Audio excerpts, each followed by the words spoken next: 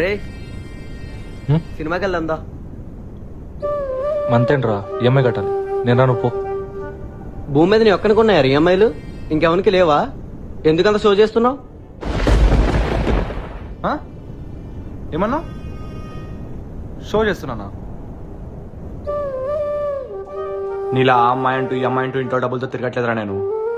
నాకు మంత్కి ఈఎంఐ అంతే. ఇంటి నుంచి కంపెనీకి, కంపెనీ నుంచి ఇంటికి, ఇదే నా లైఫ్.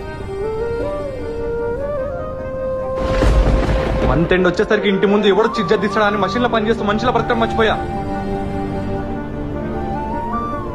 అరే ఎవడెవడో వచ్చి ఇంట్లో ఫ్రిడ్జ్ లేదు, టీవీ లేదు, కూలర్ లేదు, స్టవ్ లేదు, స్టవ్ మీద కుక్కర్ లేదు అని ఈఎంఐలో తీసుకోమంటారు కదా.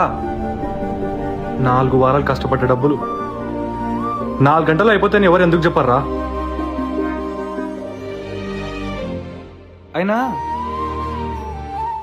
మిడిల్ క్లాస్ వాళ్ళం కదా, ఇజ్జత్ కోసమని ఈఎంఐలో వస్తువులు తీసుకుంటాం. అదే ఈఎంఐ కట్టుకోనికే ఇజ్జత్ పోగొట్టుకుంటాం.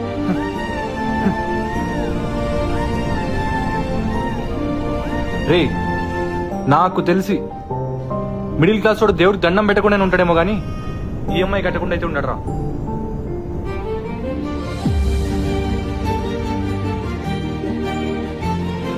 రే చస్తే నరకం ఎట్లుంటుందో తెలియదు కానీ ఈ కార్పొరేటర్ కనిపెట్టిన ఈఎంఐ అంత ఘోరంగా అయితే ఉండదురా.